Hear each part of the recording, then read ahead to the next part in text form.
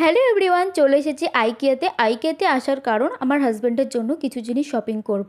চলো কী কী জিনিস শপিং করি তোমাদের সাথে শেয়ার করি।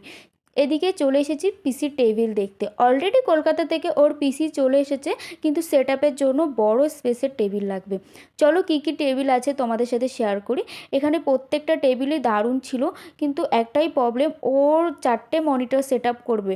4টে পিসি সেট আপ করতে গেলে অনেকটা বড় স্পেস টেবিল লাগবে।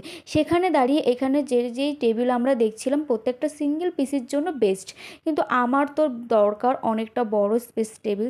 চলো দেখা যাক কী কী এখান থেকে আমরা কিনতে পারি। তারপরে চলো তোমাদেরকে একটা জিনিস দেখাই। এখানে খুবই সুন্দর একটা কফি মগ আমি দেখতে পেয়েছি। অনেকটা সুন্দর সুন্দর জিনিস এখানে আছে, যেটাই মানে দেখছি সেটাই পছন্দ হয়ে যাচ্ছে, কিন্তু দামটা অনেকটাই বেশি। দাম যতই হোক না কেন, জিনিস যদি ভালো হয় দামটা কোনো ম্যাটার করে না।